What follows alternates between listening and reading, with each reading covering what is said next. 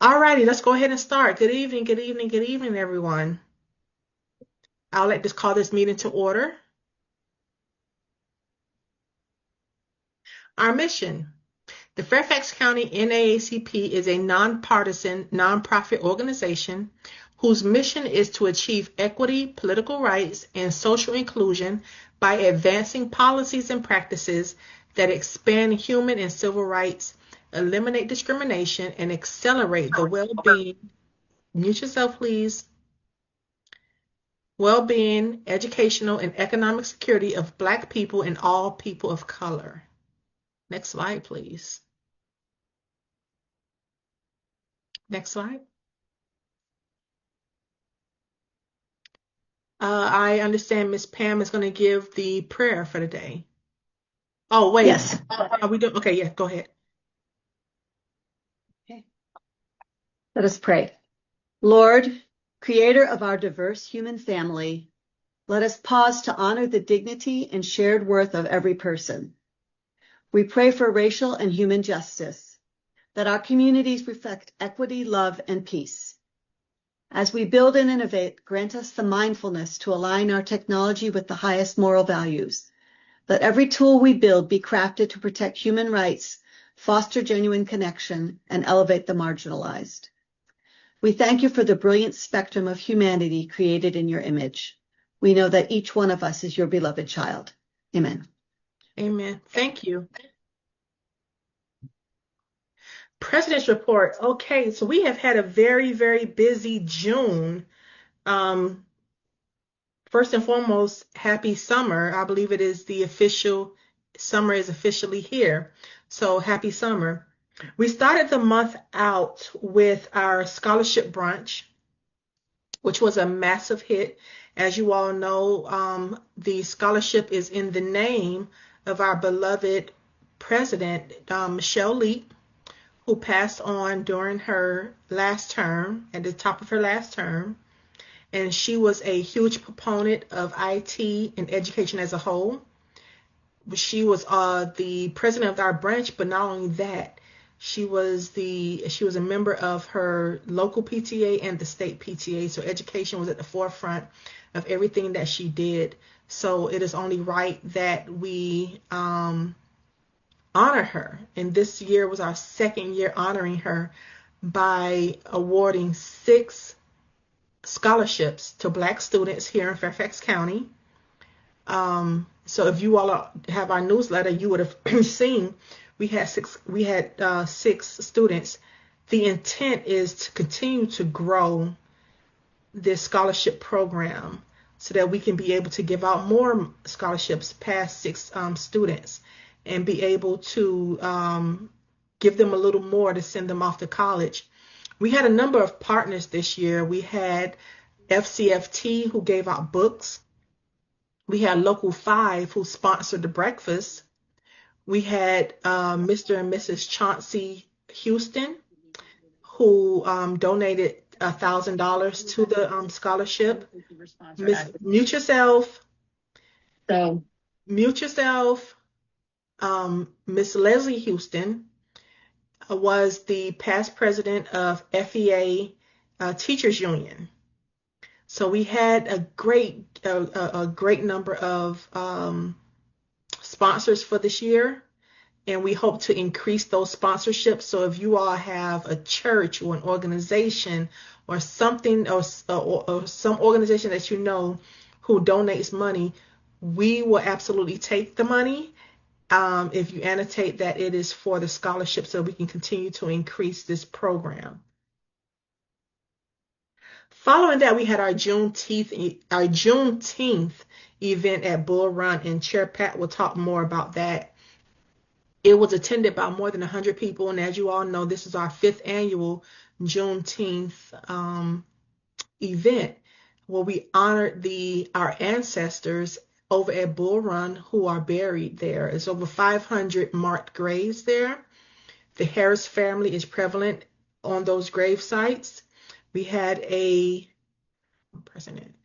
We had a ice cream social after, and it was just a wonderful day of just remembrance and honoring our our ancestors, those who were free and those who were still enslaved. We were on public access TV for the first time, Channel 10, I believe, and I saw on a chat that it's still up. So we had a full day of that. We also went to the First Vienna Baptist Church where we participated in the parade and in the Juneteenth event. We had a table out there. So our Juneteenth was very full. Following that, we had our education forum, which I think a lot of you know about if you follow us on social media and you read the different publications. We had a very successful forum with Superintendent Reed, where we talked about discrimination, hiring of Black teachers, better methods of addressing discrimination, anti-Blackness within Fairfax County Public Schools. We addressed a myriad of things. I am hopeful that as we apply pressure on them, they will adjust and fix their methods of follow up and follow through when complaints come in. I believe that this time was a rude awakening, that we are no longer going to sit by idly and ask, can you fix this? Can you fix that? So I spoke at the forum, and I also spoke with Superintendent Reed, and I let her know that we cannot continue to fix issues one at a time. That's not a sustainable model. So they need to create another model to address these issues. Black kids have every right to attend school and be free of discrimination and racism. And we had a parent there who a lot of you have probably seen on the news, Miss Ashley Williams, who for this particular forum spoke about her son and what he has been dealing with. And Fairfax County Public Schools has taken on that task and taken on that complaint from that mother. But it's still a lot of work to be done. What I did after was I created a strategic plan. It is in the hands of our education committee. We have also made a press release. So we're going to strike while the fire is hot, and we're going to apply pressure to FCPS to fix these issues. So that is something that we did.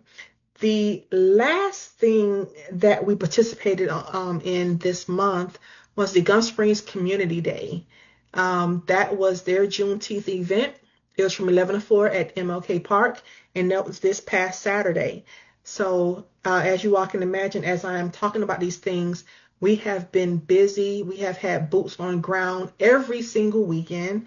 Our PAC committee has been very active. Our Religious Affairs Committee has been very active. I have been active. I have put a lot of miles on my car, but it is all for the greater good of the community. And that is why we all have supported these different events. With that being said, we have a pretty slow July. So you may not see a lot from us. Chair Pat has no, her event is later on, but July will be a little slower than the previous months. We will still have our general membership meeting, but we understand that people are traveling. So we are being mindful of what we commit ourselves to, because we need small little breaks as well, because we go full force all year long. We will be participating in a Black Agenda event.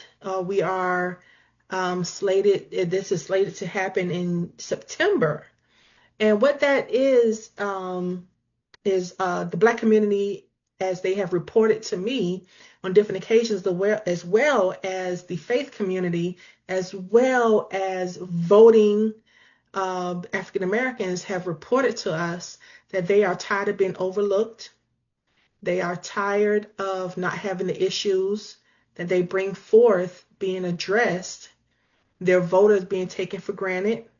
There are things going on within Fairfax County that they are simply being ignored um, with. So we will have an event in September. It's a collective of different Black organizations. We are being called the the Black Voices of Fairfax, and we are proud to be partners in that. So far, we are still in the planning phase of that event, but the outcome is we will have a Black agenda for our elected officials. We will hold their feet to the fire. They will earn our vote. So that is something that we are working on right now. Some exciting news. Some exciting news. Um, we don't do anything for clicks and recognition. We do the work of our community. We do the work of not just the Black community, but the disadvantaged community, the underrepresented communities here in Fairfax County. And every once in a while, it does feel good for someone to recognize the long suffering of our volunteers. We are not paid. This is volunteer work because we all have a higher calling. We've all taken the charge of representing the many. So a few represents the many. And national tends to recognize those branches that do above and beyond, exceedingly and abundantly well. And for the third time in 10 years, I am happy to announce that the Fairfax County NAACP is being awarded the Thalheimer Award from National, and we will be presented with that award during the National Convention. Please give it up for everyone who is a head of a committee, who's a member of a committee, who sets up a table, sets up a tent, and sits at these different events, and who spreads the good news of the Fairfax County NAACP. Please give a round of applause for those of us who sacrifice time with our families because we see the bigger picture. And again, we don't do it for clicks and likes. We do it because we see a better Fairfax. We want to see a better Fairfax than what we had before. We want to see a better community than what we grew up with or grew up watching. And as a result of that, we are being recognized with the highest achievement that National can give. And that is a testament to the hard work that everyone in the Fairfax County NAACP puts in. And again, I stress, because this is not something that comes by easily. For the third time in 10 years, we have been awarded this. So I would like for you all to just really take a moment and just bask in the fact that our work is not done for naught. That everything that we have done in this branch, every meeting that we've had, is being recognized and being praised by our higher ups. So the award will be given during the National Convention in July. We have some of our ex-com members who will be there. We have our Region 3 VP, Karen Camblin, who's also an at-large member. She will be there. We have our Secretary, Mike O'Brien, who will be there to receive the award. And we have a few others who will be there to receive our award and bring it home. So congratulations to everyone who represents the Fairfax County NAACP and our membership, because without you, without your voices, none of this is possible. So with that being said, we will move on. I am done with my president's report, and we will be followed by the secretary's report. Michael Bryan. Yes, yes, Madam President, thank you for that introduction. It is a wonderful thing that we will be on hand in Chicago. That is myself, Karen Camblin, Les Shockley, and Mary Payton, all of us proud members of the branch, and we'll be wearing our lauds proudly as well. Um, the only thing I have to, two things. The minutes somehow, unfortunately, didn't get attached to the announcement, so we have them done, and we will be reviewing them and approving them for next month's meeting, along with the minutes of this meeting. But the other thing that I often report on is the One Fairfax Roundtable on which I sit. And as I've mentioned in the past, we are undergoing a review of our charter, a kind of an update of our charter. I'm leading that charge. It's it's a group effort, so there's a lot of input from a variety of people. But uh, we will be having our next roundtable meeting on July the 7th, at which we'll be presenting, the charter as we have it now for the entire roundtable to look at. And hopefully as I've said before, there's still some work to be done. Our, our criminal justice chair, Matt Sode, is also serving on a committee of the roundtable that is looking at how the equity action teams work and also revising that policy. So these two will come together hopefully by our next meeting, not this coming one, but in October. We'll have them both finalized, and we'll be able to begin receiving from the community recommendations on policies and procedures that we should be looking at with an equity lens. Some that perhaps are not being implemented, or perhaps we don't even have yet. Uh, so that's the roundtable update, and I pass it back to you, Madam President. And you are muted, unfortunately. Well, thank you. And next slide, uh, Treasurer Erica or Assistant Treasurer Monique Norwood. Hi, good evening. Give me one moment and I'll share my screen. Thank you.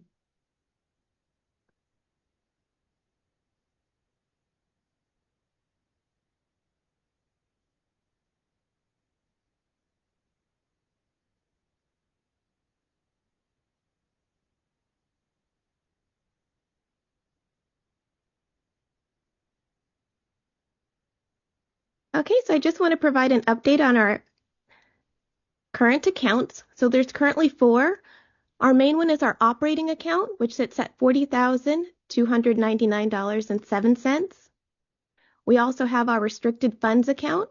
This one is earmarked for grants. This one is sitting at $43,975.95.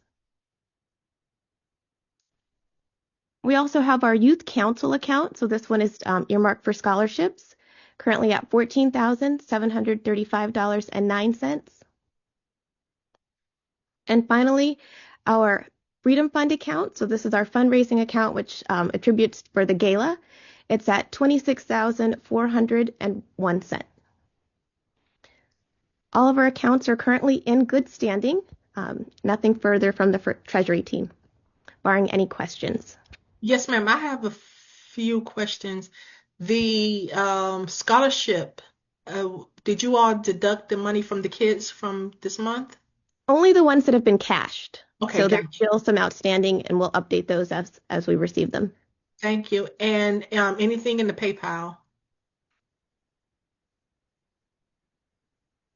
Our PayPal account was all the money had been transferred to our operating account as of now Okay. per our executive board meeting. Yes, ma'am. All right. So no Thank you. outstanding balance.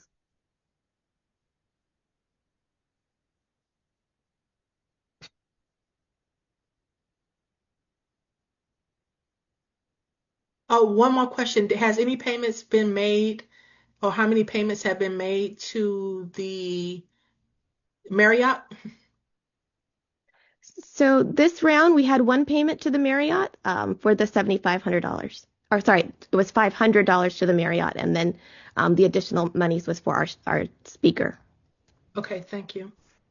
All right, so Budget is not here. Les is in Nashville celebrating his mother's 99th birthday. So he has nothing to report. I'm going to skip over Matt really quick and I'm going to go to housing. Mary, Chair Payton. Is Mary there? Hi, good evening, Madam Chair. Yes, ma'am. So, housing has been busy on all fronts. We're following the new guidelines for homeless people, and as they did before, they're tending to pull back funding for permanent supportive housing, which is housing people who are elderly or disabled or whatever, with no no limitation on how long they can stay housed. Obviously, there are people who Excuse are me, not going Mary. to I'm pull themselves sorry. up by their bootstraps. Mary, you may want to close your video. We're having a bad connection. Okay. We may hear you better if the video is off. Okay, I'll do that. Is that better? It is. Thank you. Okay. So we're following the changes in the HUD funding for homeless people, and it's not good. But we're urging the county's been putting aside some money for emergencies that are due to changes in federal funding, and we're definitely encouraging them, if necessary, to spend out of that account on people who are homeless and housed, but have disabilities or are elderly and really should not be put back out on the street. We're also looking at the increasing interest in affordable housing nationally and countywide. We're asking the county to keep public funds mainly in support of people making less than 60% AMI, which is around 70,000 for an individual. Um, and to use some of the other techniques that they're developing, some of the regulatory techniques or incentives and changes in the way they do things to help spur the creation of housing at income levels above that. But the direct subsidies we think really should be reserved for 60% and below, because that's the area where there's no market housing being built. That's the area the market doesn't really touch anymore. And that's the place where the subsidies are most needed. And that is borne out by data from Fairfax County and across the country. We're also looking at displacement of tenants when areas are redeveloped. That's just starting to happen. There's a project right now in Providence District where the owner of a apartment complex of about 7,500 units wants to convert it into a much larger complex of about 3,000 units. And it's right near the metro, near the John Loring Metro. And we think, we agree that more dense housing is needed and that's going to have to happen around the metros. But we also want a fair deal for people who are displaced by this kind of redevelopment. So many of these tenants are above the 60% level and they don't fall under the relocation guidelines that the county passed last year, but we still think they should be given some consideration, that the county should have guidelines for how developers deal with people who are making like 80% AMI, which isn't that much money, and it is hard for them to find another place. And we hope they can get some consideration, some help, some moving expenses, some help with finding another place from the developer, not necessarily from the county, but from the developer as part of their deal to be a developer here. And then another thing we're looking at is having better public access to the meetings of the advisory committees that work with the housing department.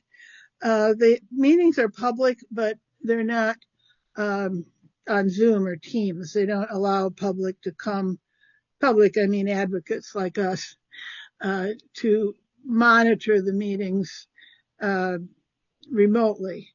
And we think that since Fairfax County is so big, it's like 400 square miles, it's really hard to keep show up in person to all these meetings. We have people on a lot of these committees, and some people do go, but sometimes something comes up in a meeting that we'd like to hear about.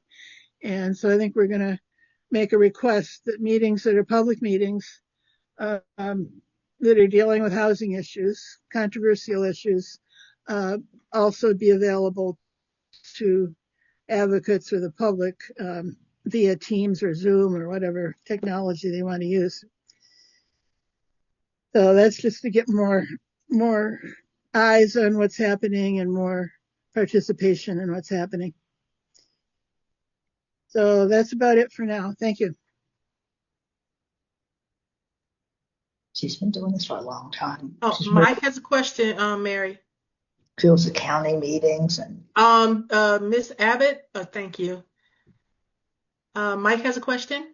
Yeah, Mary, I just wanted to know what your view is of the current legislation that's going before the National Congress on housing. Apparently, a bill was just passed out of the Senate on affordable housing. I don't Yeah, know if you have any comment on that. that's the Road Act, and that's generally considered a very good bill for affordable housing. There's not much money in it. The money's going to have to come in an appropriations bill, but it will. I think the best thing it does for us is that it'll increase the number of tax credits available to affordable housing developers. That the tax credits are really the limiting factor on how many affordable housing developments can be undertaken in a given period of time. And when that cap is raised, I think you'll see a lot more action, a lot more affordable housing going through.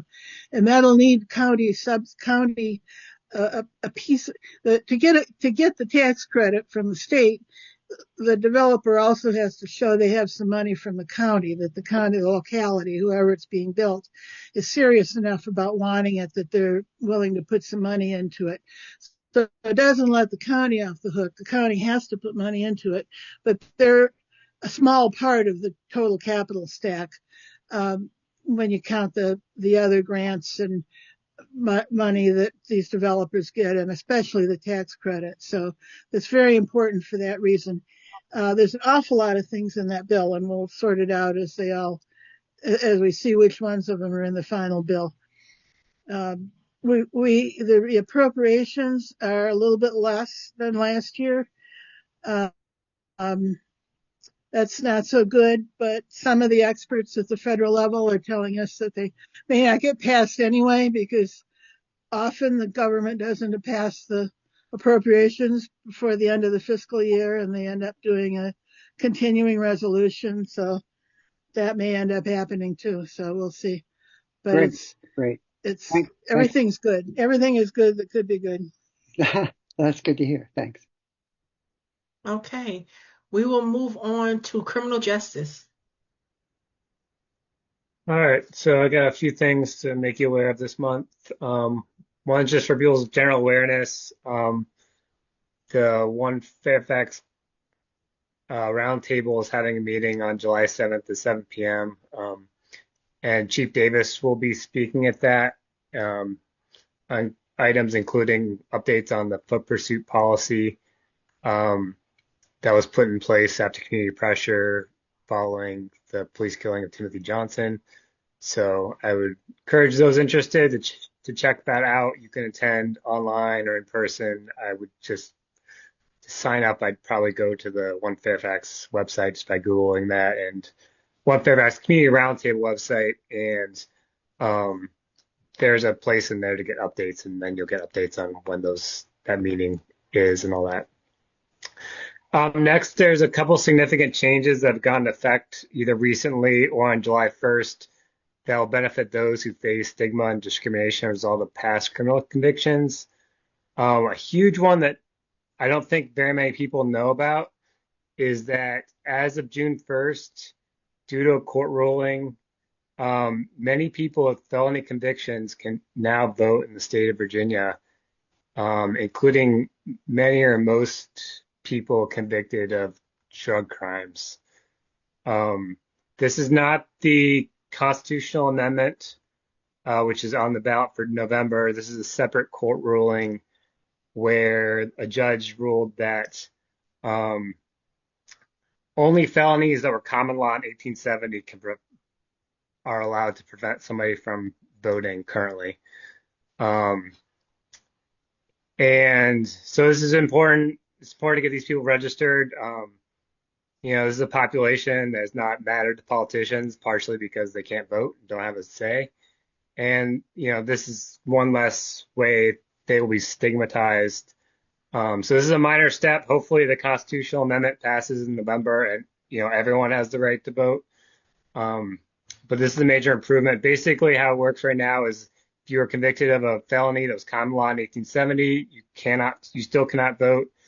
There's a list of felonies that correlate with common law in 1870, and those people can register to vote, but that goes through kind of a secondary review.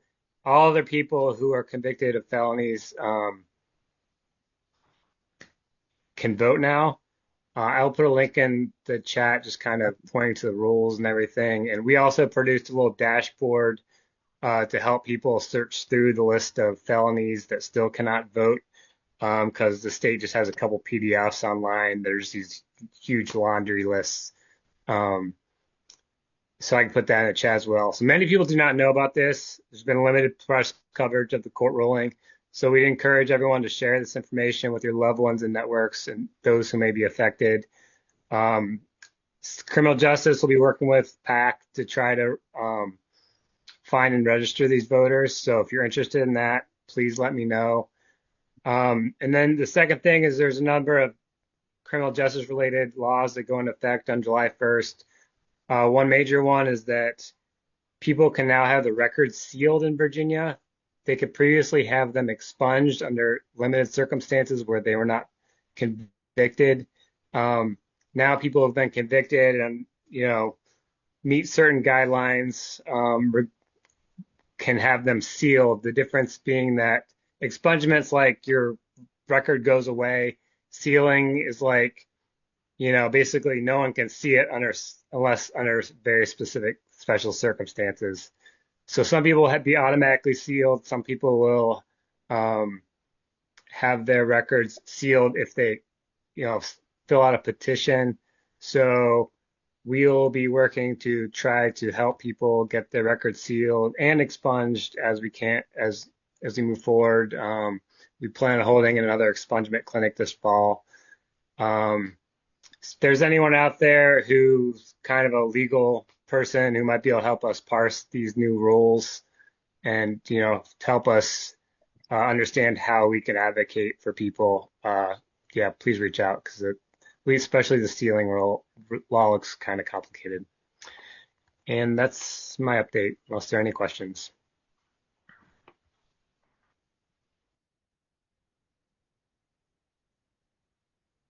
No questions. We will move to economic development.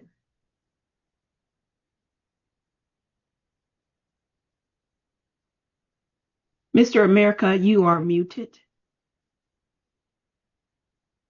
Good evening again.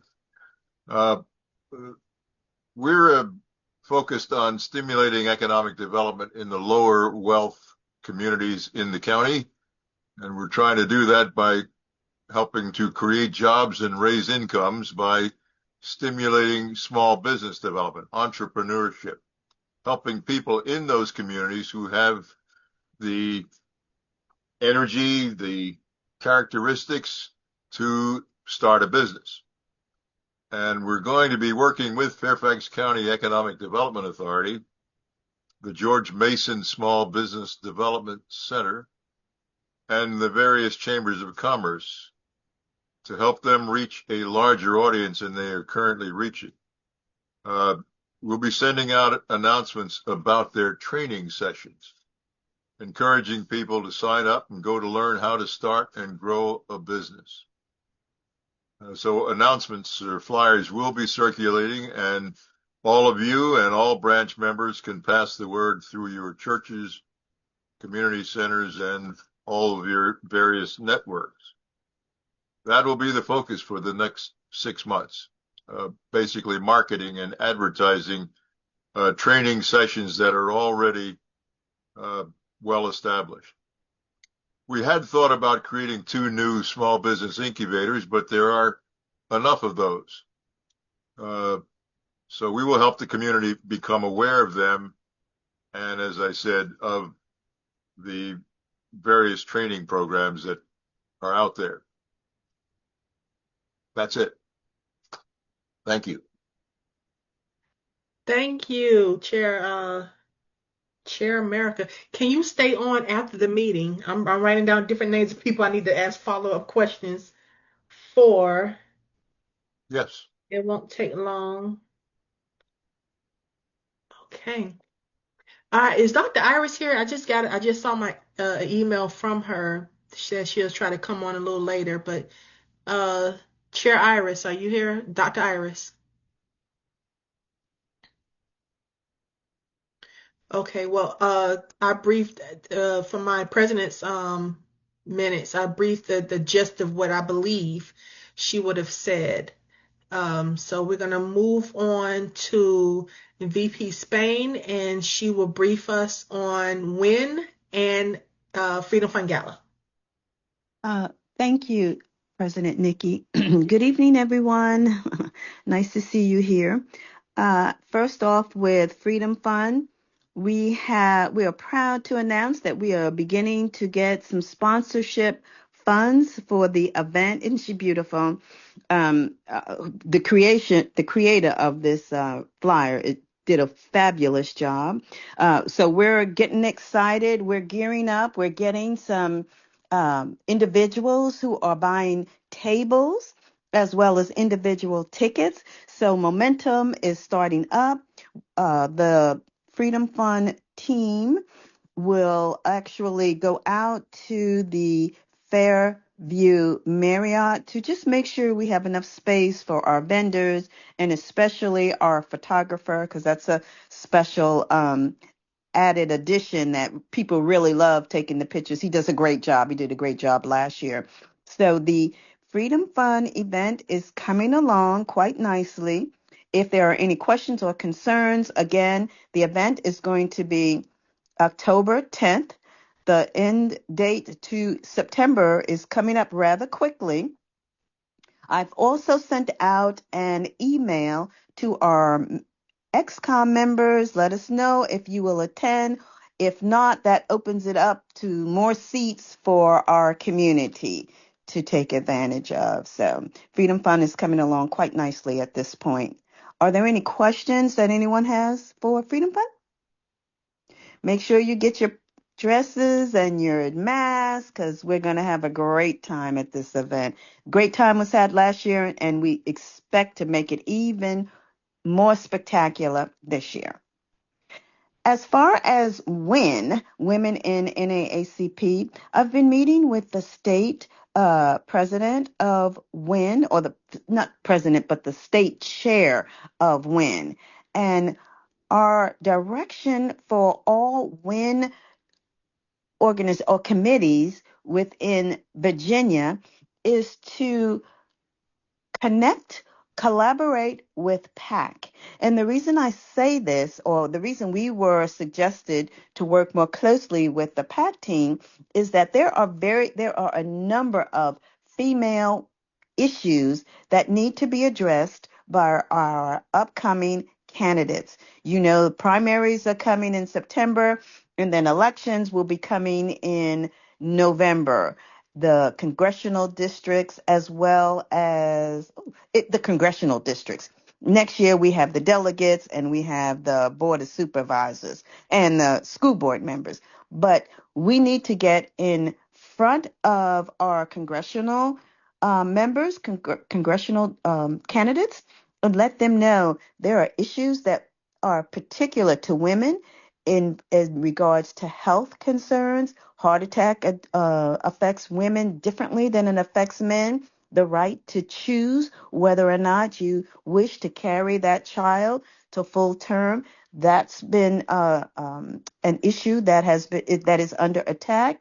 The fact that if you are a woman and you changed your name and now you want to vote, but it's different than your birth certificate, all of those are attacks against women that we need our legislation to bring to the forefront and address this, because men don't have to ever change their name. They never have to worry about that kind of concern. But it's something that has just materialized, and women, we need to be united. And men, we need you to help us to stand for this fight so that we don't get penalized because our name has changed because of marriage or divorce or whatever. So I will be reaching out to the PAC chair, Miss Lenore, to see how we can come together and promote some of these initiatives that affect women, as well as I know that, Matt, you have a program, you and President Nikki have a program, Blackness.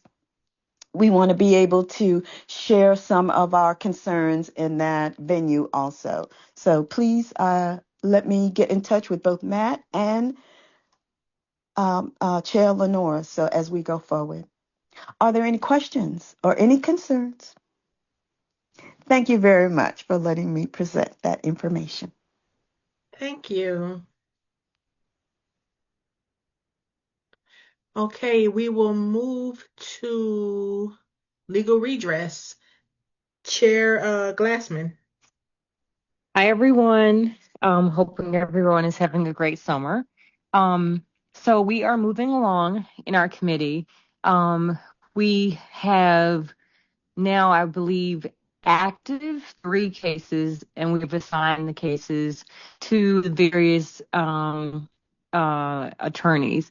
And we are also trying to work with the different, like you said, Chair, summer, and some of our legal, if anybody has a legal intern that wants to join us for the summer to do a summer internship or summer fellowship, please just email me or put it in the chat. I'll put my phone number in the chat. This will be a great way for them to get kind of hands-on experience for the summer, especially working with the NAACP. I know that went really well last summer, and so we want to try to keep that momentum up for the summers. Also, I did mention before at the meeting that forgetting his name, South Carolina Jim Clyburn wants to come and speak on some legal redress issues. He just wrote a book, but he wants to talk about some legal redress issues we were talking to him about. But I don't know. I'll talk to Chair Nikki if it's okay if we do that, because I know we're a 501c3. He's not doing anything political. He's not asking for money. He's simply talking about legal issues in the Black community. And so let me know if I can talk to you offline, Chair Nikki, about that. But and that would be in July. He has openings in July to come and do a talk on that. So if anybody has any questions, I'll just leave my phone number in the chat. Thank you. And can't wait to come to the masquerade ball. Yes, let's talk tomorrow Okay. on that, because that is something that we can do in person, but Okay. we would need to be able to advertise it so that he gets the crowd that he deserves. Okay. So let's talk about that tomorrow, and see if we could do something by the end of July, and that way we can engage our comms chair so we can start pushing this out and getting press releases that he will be coming in person for a special event that we're having. So let's talk tomorrow. Just text me in the afternoon, and we could probably meet in the evening. Okay. Okay. Let's see. Political action. Good evening, everyone. A couple of things we'd like to report tonight. Everyone should be aware that the primary will happen on August 4th. Early voting is now available. Just check out the Fairfax County website and for locations, and you will be able to vote through August 1st. Also check to see if there is actually going to be a primary for your party and district. You may find that there is not one, or you may find that there is one. So just make sure before you go out to the polls that you are aware of what is happening in your district. And finally, I would ask that everyone save the date. On July 9th, the Northern Virginia Fairfax the Northern Virginia NAACP branches will be hosting jointly a candidate forum for District 8. The event will be held at the Shiloh Baptist Church, who is also a sponsor of this event. The flyer is not yet available, but as soon as it is, we'll be posting that on our social media pages. And we ask that you spread the word and come out to this important event. And that is my report. Thank you so much. Before we move to religious affairs, because they will give their report last, we are hiring. We need people to volunteer. So we need people on the budget committee. If you like money, we need folks on the budget committee. We need additional folks in CJ. We need to beef up CJ. We need people on education. We need folk on legal redress and our communications. So what I would like for my chairs to do is rename yourself with your name and the committee that you chair. So for instance, let's see. Okay, Reese already has it. VP Spain, you will put VP and then you will put win/Freedom Fund so that in case someone is interested in joining your committee, they know who, or joining a committee, they know who to reach out to. So again, we're hiring for budget. We're hiring for CJ. I know Matt is on here. Like, I didn't say that. We got to beef up these committees. We got to beef up because we have a lot of work coming up. We as we say in the military, about to get hot. So we need to beef up these committees and not burn out the ones who have been working. So budget, CJ, education, legal redress, comms. We need to start beefing up those committees. Membership, we need to beef up that committee. So if you or someone you know wants to volunteer for these committees, you will not be a chair, but you will be a member of the committee. So the heavy lift won't necessarily be on you, but you will be a member of a team. Budget, CJ, education, legal redress, and comms. Speaking of comms, Chair Michelle, check that private message I put on Zoom. And without further ado, I will hand this over to Chair Pat to give her briefing and to introduce our guest speaker. Hi, good evening, everyone. Thank you, President Nikki. President Nikki already kind of gave an overview of our successful 5th annual Juneteenth commemoration. So thank you, President Nikki, for warmly welcoming everyone at the event. Also, special thanks to John and Pam Dister. I can't say it enough. The efforts that they put into coordinating this program with Nova Parks, hats off to you. Thank you for all the hard work. Kamisha Parker is not on the line, but working with the Girl Scouts, coordinating all of that, her daughter Camden and her outstanding Go to War project, hats off to all of them. And this year we added the Boy Scouts from Little River, United Church of Christ. They've been added to the mix and they showed up and showed out. So we are thankful for that. And of course, we had our soloist, Janae Peebles Trent. She's from the City of Praise Ministries over there in Landover, Maryland. She came over and led us in songs. And once again, Bishop Brett Fuller from Grace Covenant Church blessed us with our Juneteenth message, as he's done all 5 times we've done this. So thank you. And a huge thank you to Paul Gilbert, who was the sponsor of the ice cream social that we love so much. And also Janice White, she's on the line. She actually was instrumental in getting the Fairfax Public Access Channel over to the event. And they conducted several interviews during that event. And they are running throughout the month, the rest of this month, and also throughout the month of July. If you haven't already seen it, it's on the Public Access Channel 10. And I just really want to thank everybody for all that you did. We had volunteers at the information table. Chair Lenore was there with her political action information. Eliza, Jane, and El Shaddai always show up and show out. So we're thankful for that. And also a huge thank you to Marvin Powell, who shared his wife's pictures and videos that she took at the event, shared those with us. So thank you very much for that. And also on this past Sunday, we traveled over to Little River United Church of Christ for their Juneteenth worship service. And it was wonderful. I was blessed to deliver the message for the Juneteenth service. And that the service was followed by a roundtable discussion with members of their racial justice ministry. And First Vice President Evelyn Spain joined me as we explored opportunities for more collaboration with the Little River Church. And we also extend thanks to John and Pam Dister for their participation in the discussion. And also a special thanks as well to branch member Joanne Zellers. She's a member of Little River UCC, and she was instrumental in making that event possible for us to be a part of it. So thank you, Joanne. Excuse me, Pat. Pat, can I just say one thing? Because you gave credit to everyone else, but I attended the Little River church event, and Pat is a gifted speaker.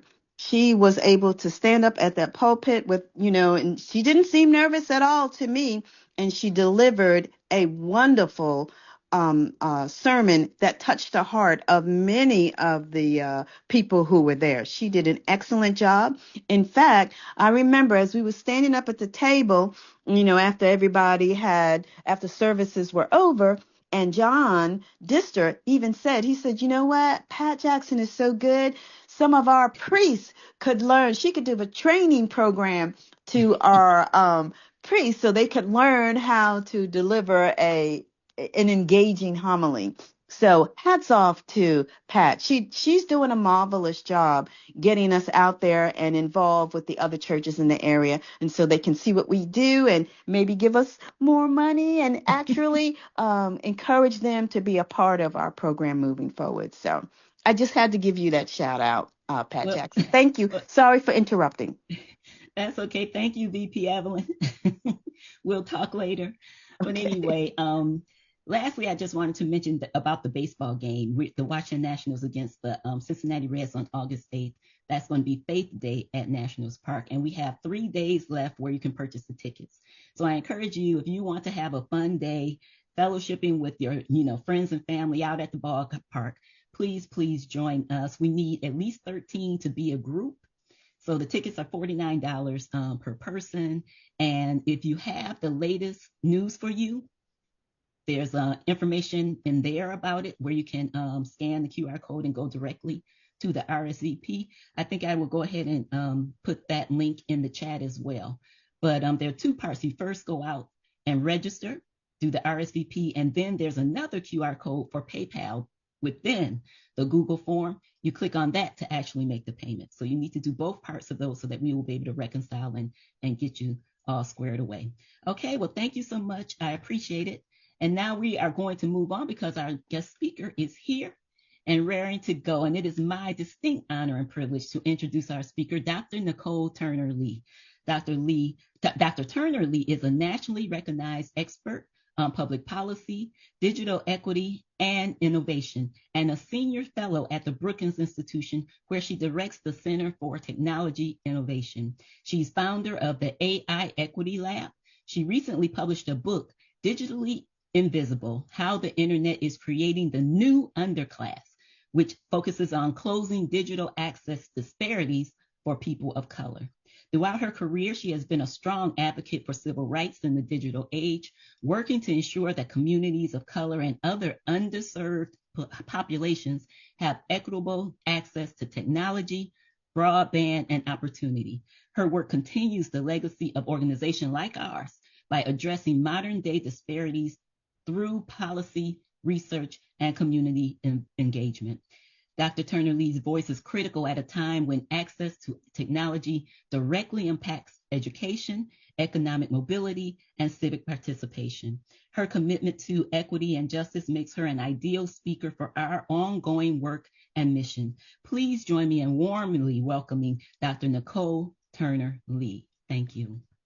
Thank you. Well, thank you, everybody. I want to first give some acknowledgments to the President Zimmerman. I want to thank Sora Simmons, who is also here and running this meeting. Chairman Jackson, thank you, and Kamisha, as well as all of you who took the time to be with me today for this conversation.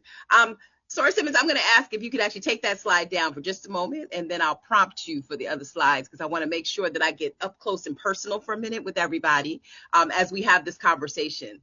Listen, I'm happy to talk about artificial intelligence and technology wherever I can go, because this is a resounding civil and human rights issue that all of us on this call, particularly the NAACP, has to embrace. And I know that our friends at the national chapter, as I collaborate with them on several projects, they're thinking about ways in which we ensure that this technology is going to be equitable and fair. And in listening to all the reports, I can tell you right now that artificial intelligence and technology streams through every single advocacy report that you gave today. So one charge that I would put out to this group, we got to bring technology into the mix, because it is quickly changing the way that we live, we learn, we earn, we advocate, as well as love. And so I think it's really important that we place that as a compass for how we're actually directing and guiding our work in this 21st century.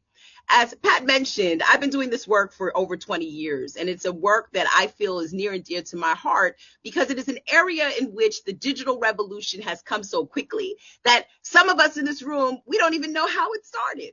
Now, I'm going to date myself, and maybe you all will come along with me. I remember as a kid watching George Jetson's cartoon. Anybody remember the Jetsons? I know I can't see you all, but I know some people are smiling because, yeah, I am that old. On Saturdays, it used to be George Jetson, Fred Flintstone, and then after that, there was Soul Train. I don't know about you all, but I was in front of the TV for a long time on Saturday, just simply because it was a good watch. Now, if we think about George Jetson at that time, I don't think any of us in this room ever thought that the things that we were watching at that time were going to come to fruition. You remember George Jetson rode on an autonomous vehicle. His wife looked at a mirror and her ponytail was perfect. His dog was a robot. Here we are today, where all of this stuff is manifesting in so many significant ways, and we as a community have to be on top of this. Let me get more contemporary, if you don't mind. There's the George Jetson analysis for all the old folks like myself, but then contemporary-wise, AI is infiltrating just about everything. Think about the movies that you watch that are streamed and the recommendations that come when it says, would you like to watch something else like this? That is a positioning algorithm. Think about the purchases that you make. I love red for so many obvious reasons, and the internet knows that. And so it continues to recommend red products, red clothing to me. Think about other things that you do online where this convenience has just showed up. I don't know about some of you, but Microsoft Copilot and I have a love-hate relationship. One day I opened up my computer and it was correcting my sentences. I'm just now getting to like this product a little bit more. But again, this technology has sort of creeped into our ecosystem in ways in which we have to make sense of this. So if you're on this call and you're about to log off because you're like, look, I know a little bit about technology, but not enough, we're going to school tonight. It's important for us as advocates in the social justice community and the faith community to understand what these technologies are, and most importantly, use them to the advantage to fulfill the rights that we are in this meeting and overall for those of us in this world wanting to achieve. So what I want to do tonight is I do want to do some level setting on what is AI. And then I want to go into some examples that I personally try to work on, the things that keep me up at night as I think about ways in which we continue to ensure that technology intersects with social justice. So Lenora, now I'm going to actually do the slide. So I was a little bit ahead of myself. I should have warned you. So let me go first to this first slide, if you don't mind. And that would be the design of the bubbles. Sora Simmons, you still there? I am. I'm sorry. I'm getting to it. I apologize. No problem. That's what AI cannot fix. We still have to pull up our own slides on Zoom.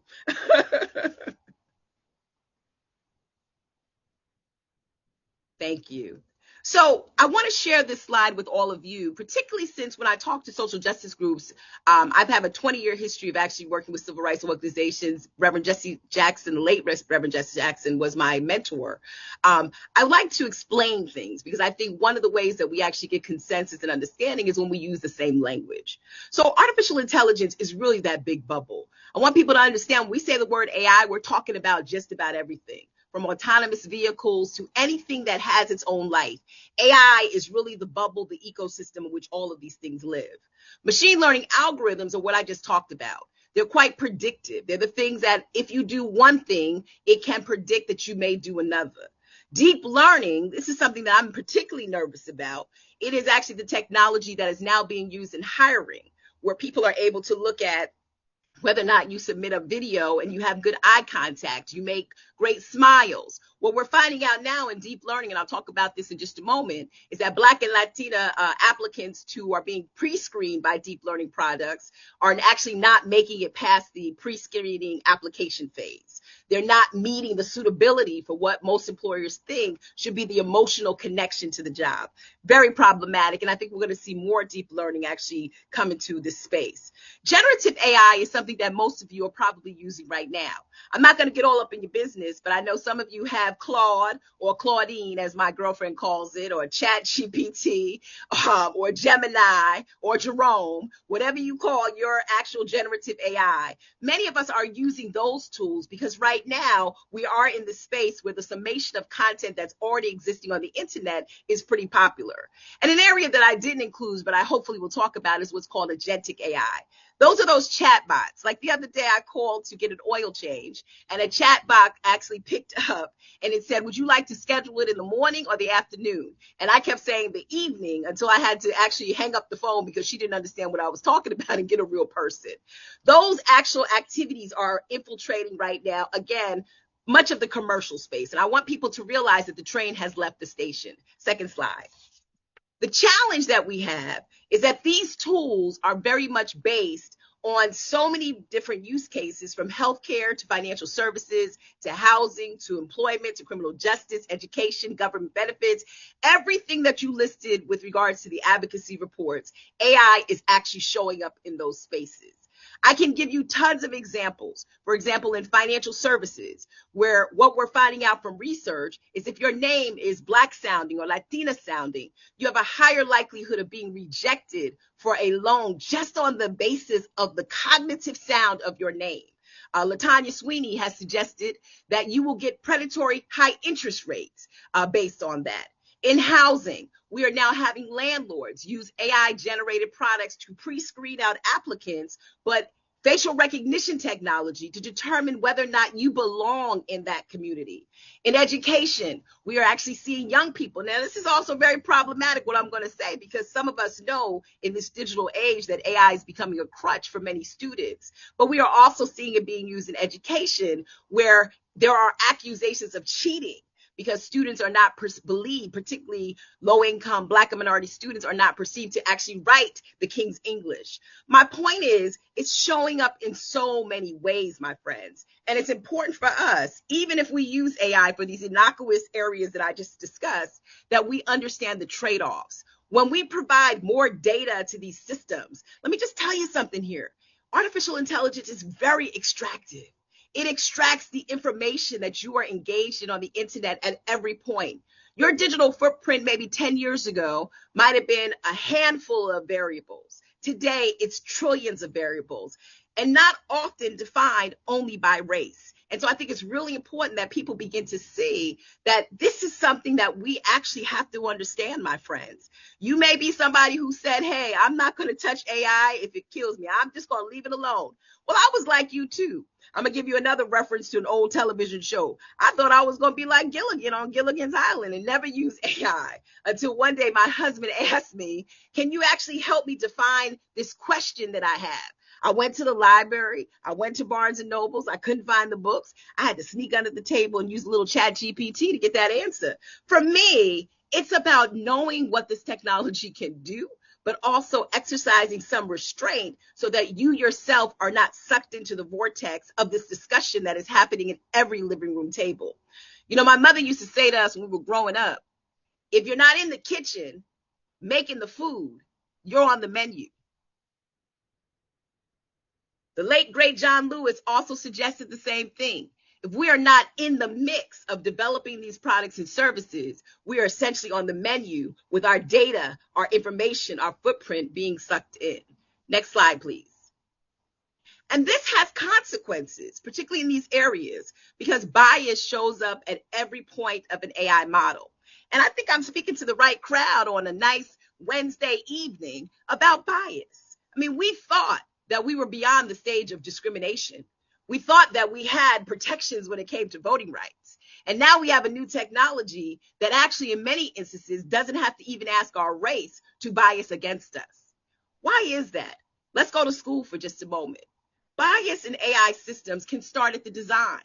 Who sits at the table matters. So if you're developing educational AI and there are no teachers at that table, it will come with the values, assumptions, and norms of the developer, who may not necessarily understand the lived experience of what it's like to be an educator actually developing products for students. Training data. The data that AI is actually scraping, my friends, it's not new data. As I mentioned before, it's the data that we're giving it. It's the data that is being extracted from us. Think about it for just a moment. In generative AI models, for example, that data is often 5 years old. It's not recent. It's something that's been curated in the internet that allows AI to work more efficiently. You know, I'm an author. I know my data was actually, my book was transcribed and the data was used in an AI generative project. I think I looked at ChatGPT. But I have to tell you, what was so interesting when I actually found out which one it was in, one generative AI said, this book is about the digital divide. The other one said that this Black author is talking about the digital divide. Training data matters because it actually influences the way in which we reshape and continue to shape our trauma. Let me tell you what I mean by that. When you have data that is feeding AI systems that's not necessarily coming from some of you who may be PhDs and researchers and medical doctors, you're actually reforming data that's already traumatized. And that's important for the civil rights community to hear, particularly, and also the faith-based community, because that data is essentially being reinforced by AI models in some form. Let me tell you how on the results side. We know, for example, when we actually gather data for judges to break the cycle of incarceration, the training data is overrepresentative of Blacks and Latinos who are also in the carceral system. So when a judge says, I want to use AI to create greater efficiency, and I want to use it so I can make better decisions of who gets detained and who gets released, what research has shown us is that the same people who are already detained or were subjected to not being released show up in that training data. As a result, they also show up in staying in jail. Friends, training data for AI and the results of who interprets those things really matters. And I'm going to tell you right now, because I think, again, I'm among family, that the people who are training these models and creating them are a handful of AI companies who hold an enormous amount of power right now. Just think about it. I named 5 generative AI projects. 5 companies are essentially leading the space when it comes to extracting your data and interpreting it and using it in ways that you may not even realize. Next slide. And this is really important for this community because what this means is we not only have this training data and model extraction as we actually develop these models, but we also have a bigger issue because the people like ourselves who are on the menu are actually subjected to a variety of things where AI has the potential to do harm. AI can manipulate people. AI can impact misinformation. This is a really important point. This was a recent study of what people felt were some of the biggest concerns about AI. I think I heard in the last business part of the meeting that we have an election coming up. What will be the rate of misinformation as it impacts people's electoral decisions? We have millions of jobs that could be replaced. You all have heard it, and I'm going to show a slide in just a moment. People are struggling as to whether or not their particular job will be automated and they will be excised out of the workplace. We've got impact on human communication. I know the median age of this meeting is not my daughter's age, who feels it's okay to have her phone to talk to me as opposed to opening her mouth, right? This new digital age feels that AI has become comfort. I know for the medical professionals that are on this call, the nurses, the therapists, we're seeing more young people go to these AI chatbots designed again by people who are not necessarily mental health therapists or doctors, come in and become their crutch and dependency. This is a real serious concern, right? We've seen them become autonomous and dangerous. I don't know how many people have been following this, but we are now fighting wars with AI enabled weapons, not necessarily people. And that last one on power consumption, I know we sit in Northern Virginia, particularly in Fairfax County and Loudoun County, those other places. We know that AI data centers are also becoming a point of contention. My point in showing this is that in the spirit of a technology that was supposed to be advancing innovation, as I mentioned, from the time that in my lifetime, George Jetson to now, seeing things that are autonomous, there are some trade-offs that we are making in the middle of this. And this is a conversation that sometimes we don't have.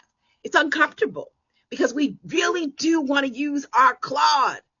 We really think that it has made our job easier. And look, like I said, it has. But we also have to be aware as activists and faith-based leaders that we have to know before we go. Next slide. I want to go back to the jobs section real quick. This is a real interesting slide and trajectory of what jobs will look like by the year 2030. And I had to think about this the other day. I have a young child at home. She's a college student. She's been unable to find work. Probably some of you have a person like that at home. I mean, the job market is awful for college students.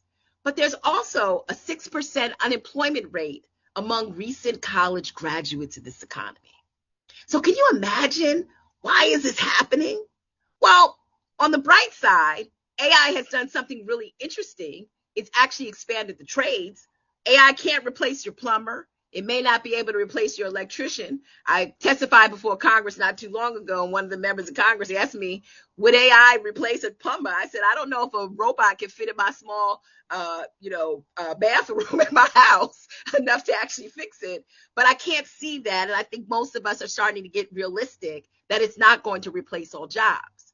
But for college students in particular, who are in this vortex where they're learning these skills like pre-law, pre-medicine, very perfunctory roles prior to going into an early career position, pretty much very frontline, it will affect them. We've seen this trend with the internet. It's no secret that technology has been a game changer. We used to order with an individual at a cashier, and now we do kiosk. The point of it is this technology will accelerate that, and we have to pay attention. I'm doing this study right now with Spelman College and a couple of other HBCUs across the country. And we're asking students, for example, whether or not they use AI, of which all of them say they do. And then we ask this trick question. Do you know or do you think that AI will actually disrupt your job or your future career interests? And all of them say yes. Friends, this is a civil rights issue. The ability to work and to support your family and community is really important. That's why I keep pushing this argument, and hopefully with all of you today, and we'll talk about it. How does this become an issue that sits at the forefront of our advocacy, particularly as we see this change the norms of our labor force? Now, don't get me wrong, for the educators on the call, there is this term called cognitive feeblement. People aren't learning critical inquiry skills if they're actually dependent on AI. There's a study that says that, most students are so dependent on AI for research, writing of papers and looking up computations that they're losing the ability to do critical thinking. I do agree. I mean, my kids came after the pandemic, and I think we're seeing more of this in the last few years. But we also have to be cognizant that if these new jobs require new skills, we also have to train students for those skills, as well as ourselves. Friends, AI is not a K through 12 issue. It's not a K through college issue. It's a K through grade issue. And for those of us that sit on this call, it is imperative, even if we only use it for, like I said, that one little thing, it is imperative that we know that this technology has left the station and it's coming for us. Next slide. And this is actually the area go forward a little bit, Source Simmons. The other area that I think is really important for us to talk about that is hitting Northern Virginia. And I promised Pat that I would slip this in and Kamisha before I go to my recommendations. I like to consider myself oftentimes as a pastor that's unordained, but I got 3 points that I'm going to end you with, and then we're going to go to Q&A.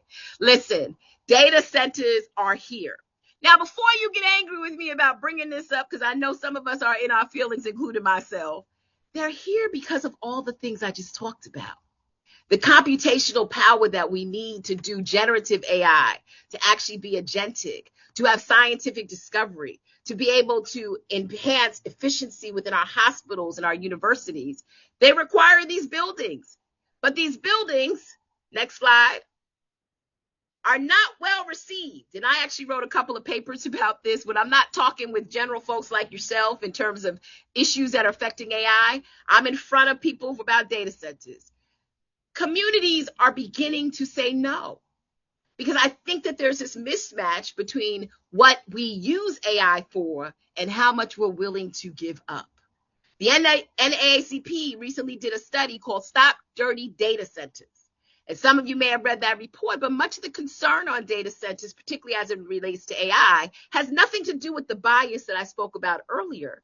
It has a lot to do with the energy, water extraction, using that word a lot tonight, that comes with the way in which these institutions work. I mean, we're not talking about buildings that can be repurposed into Boys and Girls Club, that potentially can become a school if the company goes bust. We're talking about buildings that take up great land space, that sit next to people's homes. Some homes that I've heard from people in the field that they've worked very hard for. Northern Virginia is Data Center Alley, and we continue to pre-plan and plan more and more and more. I know a lot of people were up last night trying to figure out that what's the benefit back to the community. Let me just say this to all of you again as I stay on this point, that this is a civil rights issue. The colonialist extraction of land and energy and water, that actually follows a pattern. And it's important for communities, again, to take AI as a process issue, as an issue that requires the intervention of humans to be able to make sense of something that is becoming a very crowded and quick space by, again, 5 companies. Data centers are going to continue to be something that is going to be a contentious moment. I'm actually writing my second book on, the rise of AI and what communities are doing about it. But this is also in line with a lot of areas in which we've seen a lot of repulsion, whether it's too many kids on social media, too much co-optation of our electoral process by AI since 2016, whether it's data centers in our backyard. For this community that I'm sitting with today, this begs a conversation, and I'm so glad that I've been invited so that we can talk about how do we make this one of our issues. Next slide. And so since I was invited by the Religious Affairs Committee, I promised Pat that I would be sure to bring out this part in the discussion of what other people like myself and some of you perhaps are doing to bring faith back into this debate. If you followed along in terms of my talk, we've come a long way. Like I said, Jetsons was a 1960s, 1970s iteration, and look at where we are today. The fact that we can all be on this call virtually in our pixels speaks volumes to the rate at which innovation is actually impactful. At the same time, it doesn't mean that our activism is diminished. And I think the faith community can play a significant role in actually moving the needle to ensure that we're paying attention to the right targets and signals and that we have a seat at the table. So what does that mean? Next slide, and I'll wrap up here. Not too long ago, I don't know, for those of you who are Catholic, Pope Leo from good old Chicago, where I lived for about 17 years, made this comment through the Magnificat Humanitatis. And I actually did a podcast on this, where one of the quotes that stuck out with me was this quote in that document that said, "Humanity created by God in all its grandeur is today facing a pivotal choice, either to construct a new Tower of Babel or to build a city in which God and humanity dwell together." And you might think that he did that as a religious provocateur, but really this was his testament on AI. He felt, as he went through this document of 90 pages, I would encourage you to read it if you have some time, that we are in a moment of a Tower of Babel, where again, these 5 companies are essentially asserting power to create a singular society in which humans do not matter. Yes, we want more efficiency in our companies. Yes, we want to be sure that people have occupational alignment to new innovation. Yes, we want to be sure that we have scientific discovery when it comes to artificial intelligence accelerating vaccinations. Yes, it would be helpful if we could find ways to solve climate problems by using a technology that was never imagined or seen before. But where are the humans? Where are the educators, the nurses, the doctors, the teachers, the union reps, the electeds? It takes everyone to actually engage this AI debate, from the infrastructure side of data centers to the behavioral side and how it impacts people. And I'll give you a little personal story of how I realized that we're just not doing enough to ensure that communities understand what's happening around them. My mother-in-law just passed recently of pancreatic cancer. And as I was going through this process as a caregiver, I realized that there was just so much information. And I found myself always online trying to manage her symptoms with my husband. And at points we'd go to the doctor, and the doctor would do stuff like say, I'm going to record this conversation. Till one day I got smart and I had to ask the doctor, are you using AI to transcribe the notes? One day the doctor was looking down and he wasn't looking at us. And I was like, what's taking you so long? And he said, I'm finally, after about a 5-minute to 10-minute pause, I'm using AI to look at pharmaceutical interactions to actually alleviate some of her symptoms. It dawned on me, as a researcher who's been doing technology policy for 30 years, the Brookings Institution is one of the biggest and most bold global institutions when it comes to policy. I've been there 10 years. But in that period of time of caregiving, it dawned on me how powerless many of us feel when it comes to this technology. We didn't choose this, at least the way we thought. We didn't think that it was going to actually change and impact our lives in such a meaningful way. We didn't give up our agency that quickly. And we deserve to learn and to understand how we as a community want to use it. You know, I'm doing a project right now with the NAACP Healthcare Initiative, which is a community handbook on what patients need to ask their doctors about AI. Giving people back agency, as I wrap up, it matters. It's what makes this a civil rights concern. Right now, we know what that feels like when it comes to voter suppression. We understand what it's like to be minimized when it comes to legal redress. We've seen the cases over and over and over again where we've been minimized in terms of our voice and our word. And we are the humanity that keeps the society going. So what I say to all of you is learn this technology, please. There are plenty of courses out there for you to learn it. There's a lot that you can actually grasp and things that you may be interested in and things that you may not be, but also interrogate the technology and ensure that you quilt this into every part of the fabric of our conversations on advocacy, because it's beginning to matter more and more, whether it's structural or behavioral. So you got this. I tried not to get too technical tonight. I promise I'm not going to do it. It's too late. It's too late for me to get technical. But what I would say to all of you is, you got this. And how you make this into an issue that allows us to transcend some of the barriers that we've had to entry, how we make this into an issue, not the AI companies, to democratize information, how we make this into an issue where it makes sense for us. You know, I always tell people AI is like going to Old Country Buffet. My parents, when we were growing up, after church, we used to go to buffets. I don't know about some of you, but that was a way to feed about 4 of us and do it on a very slim budget. And when we would go to Old Country Buffet, we'd fill our plates up the first 5 minutes that we were there, not realizing as we were full that all the good stuff was at the end. The filet mignon, the good cut of steak, the real green vegetables. And what I feel right now is that we are just consuming this technology without directing our constituents to the good stuff. What is the stuff that is representative in data? What is the stuff that actually minimizes bias? And what are the areas of AI that protect our civil rights? And as a faith community, we need to talk about that on the pulpit because it's a K through grade issue. But most importantly, we need to educate ourselves so that we can follow in this guise of a moral compass, that this technology cannot replace humanity. If anything, it's just a tool to ensure that where it works, it helps to advance our creativity and the wholeness of who we are. So I want to stop there because I know we want to do some Q&A.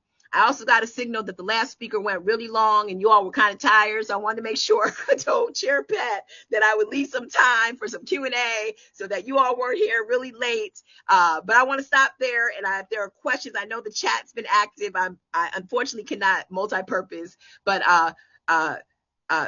Sora Simmons, if you can actually put the last slide up, that would be great, of how people can actually get in touch with me.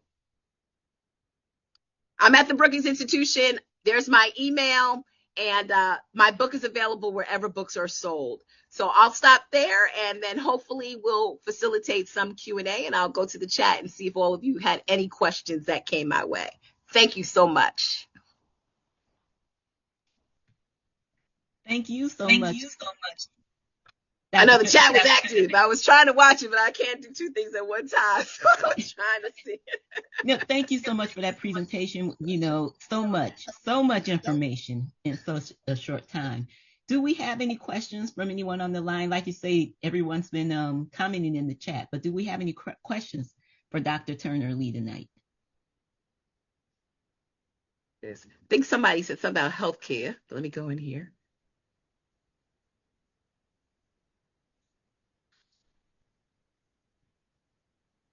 Pat, if you'd like, I'm sorry. I was just going to say I could read some of the questions that are in the, but Arthur Hers has his hand up. Thank you. Hi, can you hear me?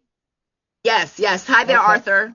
So I joined really late, but hopefully this comment will be relevant. I have a son this is a comment that is somewhat hopeful, somewhat positive. I have a son who's a data scientist, and he's writing AI or using AI, and he says that AI writes 90% of his code. Now, here is the thing. The code always needs to be tweaked. It needs to be adjusted. It needs to be fixed. And the programmer can only do that if they've had a lot of experience in programming. So that suggests that there will be a market for experienced programmers, even with AI. But the downside is, it's because AI writes all the simple code, how are new programmers going to get the experience to be able to correct AI code? So that's sort of hopeful in that there may be more work, but it's also a red flag in that how do we get trained? That's a trade-off, Arthur, I was talking about when you came in. It's a trade-off, right? There are these benefits that AI will have, but then your son has to also be careful, right? Because many of these companies, they're getting so much more advanced with their code. I mean, look at what happened with Anthropic just recently, that will we even have coders, right? We'll have to go back and really determine, to your point, like the extent to which coders can come into this marketplace and have relevance. So I love your question. I love that your son is sort of looking at the areas where there are some blind spots, I call them. But at the same token, this is the area for everybody on the call that we have to also prepare ourselves, right? So that we have some resiliency in the marketplace. Thank you for that question. We have another hand, Marvin Powell.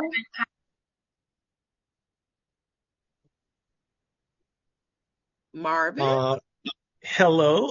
Thank you so very much, Ms. Lee, for showing up. You are doing a fantastic job, and I am very, very excited about your presentation. I am being tasked with a company that I represent to go around the country and teach the community how to actively fight and respond to a lot of this AI development and data centers and so on and so forth. And I'm finding that it's important to teach people about community benefit agreements and how to make sure that those agreements are done well. Do you have any advice for me? No, I do. In fact, when I I told you I'm so bad at like multitasking, I will put in the chat, remind me, Chair Jackson, the paper that we wrote about that. So we actually did write a paper at Brookings. One was on the future of data centers for people who want a better explainer of how much water, how much electricity, what the noise looks like. We actually wrote a paper early on at Brookings on this, my colleague and myself. We also wrote a paper, Marvin, on community benefit agreements. I think what's happening with a lot of communities is that data centers just generally come in with NDAs. So a lot of people do not know what's in the agreement itself. And I was in a couple of meetings a couple of weeks ago where a lot of the companies are like, well, we don't want to tell people what's in the agreement. But at the same token, communities are resisting because of the lack of transparency. So that's the first thing. The second thing is we are seeing a lot of competition nationally because there are communities that just do not have any money, y'all. I mean, they've had low resources outside of Virginia. I'm talking about real small rural communities. I studied them as well. And they're looking at this as, you know, a new football field, a new water infrastructure, a new police department, right? The challenge, however, Right. is that people don't see, Marvin, you know this, data centers really do not evolve into a money-making revenue stream for communities until they're built. And it could take a couple of years for them to be built. They also do not leave a lot of jobs in the community. What we often see with data centers, and we've seen some recent announcements about new training programs, you're looking at 100 construction jobs, you know, at most, maybe when the data center is opening, cleaning, catering in terms of food service, you know, maintenance of the grounds. These are not necessarily, and I get into this conversation, Marvin, all the time with people. When people compare this to the railroad, I say it's more like the steam engine, right? Because the steam engine really did not maximize itself until electricity came into being. There's a lot of hiccups that have to be explained. So our paper really goes into like the things that communities should be asking. There are several great models where we're seeing communities ask for upfront revenue if they decide to do a data center. There are other models where communities are asking for dashboards on water and electricity use. Some of this is now being worked around, Marvin. You know this with companies wanting to build their own electricity and use their own water.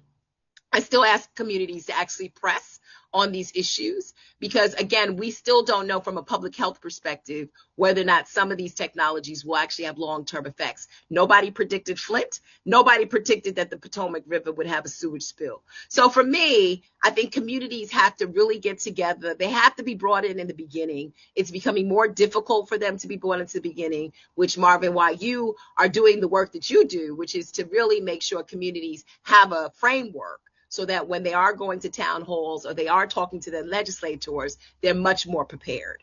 It's a very interesting area right now. Please stay in touch with me. It's an area that I focus a lot on. I will try to put the papers that we wrote in the chat, but you can also find them on the Brookings website as well as just Google Turner Lee data centers and I'll pop up. Fantastic. Thank you. We have another question from Evelyn Spain. Hi, Evelyn. Oh, Evelyn, you're on mute.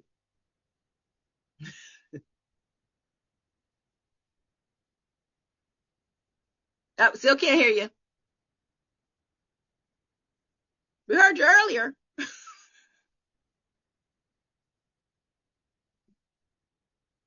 Yes, thank you for putting that one in there, the NAACP paper. Okay, Evelyn, while you're doing that, I'm gonna find my paper too. So she's kind of stuck.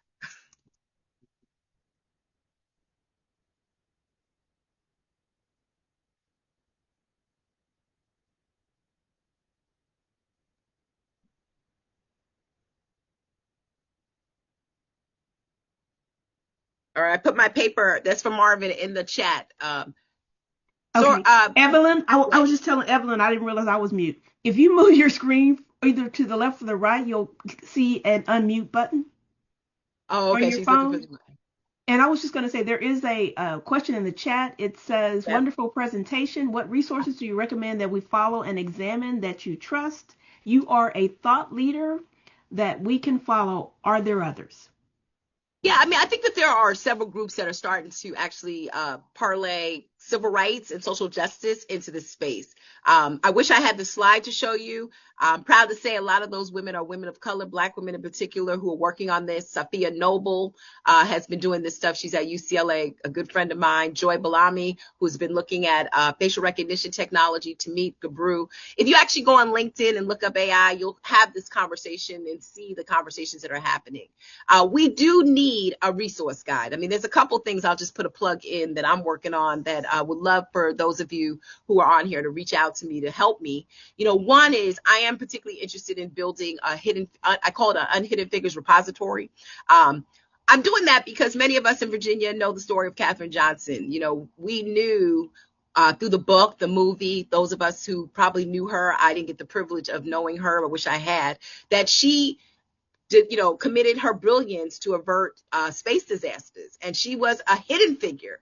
in this age of AI, we cannot wait till people are in their 90s to acknowledge them and to bring their expertise to the table. So one of the things I'm doing as part of the AI Equity Lab is to find people who I feel are hidden and unhide them and make you more visible. It's very much aligned with my book, Digitally Invisible. We have to bring people to the table that understand the lived experiences of communities.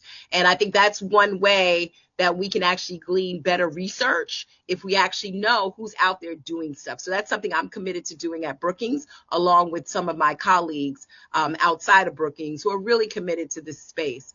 So yes, please stay in touch with me on this. I can try to put together library stuff. Again, I think there's so much to eat in that buffet. I really think that this is a really great opportunity for each of the advocacy groups to sort of think through, where is technology going to collide with our ultimate goal and mission, and how do we avert any type of tragedy? How do we become the hidden figures to actually look at this in a way where we can ensure, when it comes to legal redress, that we're not having, public defenders use AI to write up, I just was in a conversation about this, to write up a case law, and then it's wrong because it hallucinated, right? So we need to make sure that we're using AI responsibly and ethically as well. And we're ensuring that the people that we're trusting to help us with our work in the activist space and the faith space are using it responsibly, equally responsibly. Yes, thank you. I'm sorry. It took me so long to get off of mute. I appreciate everything that you said. So just one real quick before, because I don't want to keep you too long. I messed up my time. But number one, I would like more information like you're going to share with Marvin. I am a planning commissioner for Fairfax County. Right now, there's legislation that our state might go back, on lockdown because of the tax breaks that we give the data centers. There's all kinds of legal ramifications that hurt us overall. The fact that we're building these, or the community feels as though there are some safeguards. We're not being environmentally friendly when we build these data centers because we didn't know. But I've been in touch with Marvin's partner to know that there are things that data centers can do that will not negatively impact our environment. And number three, encourage our young people to get into technology and get to understanding what this is so that it won't be so easy for them to discriminate against us in our algorithms. That's all I had to say. Thank you so much. Great presentation. No, thank you. I think on the data center side, I mean, I cannot tell you all enough. I find myself talking about data centers or youth and social media lately. It's been like my media hits. The thing with data centers is I think, they did not come in the traditional economic development route, right? As you know, I believe Spain. It's like, you used to have a hearing, there was some urban planning that was done in terms of co-location and proximity to residential areas. There was real estate acquisition conversations that happened when it came to land. There were, some agreements on, how you actually share the utility space. I've been involved with tech when some of you remember when 5G came in and we had to go through the whole debate, and you as a commissioner should know this, right? On whether or not you should put the 5G radio signal on a utility pole that belonged to energy companies. So we've had a lot of practice with this. I mean, I'm unfortunately have to share that this administration has prioritized AI. Yes. It's also prioritized usurping and co-opting state rights. So what that means is a lot of these companies have been given permission to sort of plow their way into communities. I mean, as recent, we've seen eminent domain challenges in Prince William County, and across the country, we've seen annexation issues now where companies are like, well, if you don't want to work with me, I'm just going to annex an unincorporated area. I mean, this is a land rights issue. I kind of consider it to be a property rights issue, some of the stuff that I hear at community meetings. But there has to be some order in how this gets done, because I think communities who do not understand the potential consequence of a data center in their community will be shortchanged. Now, I do agree, if you're a community that's got it together and you're like, look, we're going to do this, and we're going to do this with a certain revenue cap on this. We want to make sure that there are sustainability and safeguards in case the AI boom bust happens and, the companies pull out of our communities. We want to ensure that we're getting better fiber broadband, we're getting better water infrastructure. I'm all for it, right? Because I think those are areas in which you can actually negotiate. But again, we've seen in Virginia, just like you said a couple of days ago, this challenge of the tax rebates. And a lot of places across the country, just so you all know, are giving away the store, in my opinion, before they actually come up with really good policy.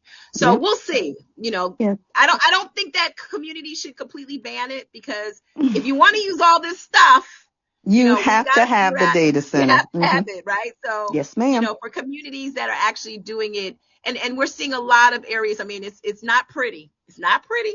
There's some colleges and universities that are starting to host data centers. Just go and read about Fisk University and some of the pushback that they just got. It says HBCU. I mean, I think we're going to get to a stage in the next couple of years, potentially, where people will work it out. But I think it's going to be really painful until we get to that point. And so I think it's one of those spaces in which we have to really consider that. I mean, Loudoun County is interesting, though. I've been on a panel with Mike Turner several times. Part of it is that their proximity to the federal government and, the ability to have low latency, and then the fiber infrastructure that they put. But I have to suggest to you all, when I was on the panel with him, I did bring up the word community benefit agreement, which Loudoun County said they never thought about. And so, again, I think we should use that language. But remember, for those that work in the space, community benefit agreements are not necessarily enforceable. So you really have to put in some stakes that are going to be enforceable and transparent, so that you can live with your ultimate decision. Ask for dashboards on water consumption. Ask for share of tax share. Ask for, those things that I think will make the community comfortable if you decide to ask for jobs, if you decide to do it. But would love to continue to talk to you all about this. My information is there. Please send me an email. And I will make sure I send you the papers that we've been working on as well. I'll give you just a quick thing on the data center. I've been actually studying also data centers on tribal lands, and they have a different perception that maybe some of us should start thinking about. They actually have this different relationship with the land. As you know, historically, they've been exploited and co-opted and extracted. But they are starting to build data centers because in many respects, they want to be able to own their own data and to hold that data in places that they feel are secure. That's a new movement that's happening called data sovereignty, where communities are now starting to think of, if I'm going to build a data center, I want to host the things that are important to my community. And I may give a little bit of space to OpenAI, but I want to keep my own data for the purposes of ensuring that it's not culturally extracted. So that's another, we have a paper coming on that, out on that I can share as well. And it's also happening in Africa and Latin America, just so you all know. So there are communities that are beginning to think about owning their own data and keeping their data close to themselves. All right, well, thank you. I'm going to pass it over. I'm going to pass it back over to Chair Pat. Thank you too, President Zimmerman. Thank you. Yes, absolutely. This was outstanding. Thank you so much. Thank you. Hi again, everybody. Thank you again, Dr. Nicole Turner-Lee, for being with us today. Thank everybody who stayed with us on the line. I know this is a long one tonight. It's almost 9 o'clock, but thank you so much. So much information, and I hope that we got something out of it. Let's just put it that way. So I know, I got you all riled up. Yeah, we ready to hit the streets now. I get these churches together. Okay, so President Nikki, you want me to close out in the word of prayer? Before you do that, we're going to make the motion to end the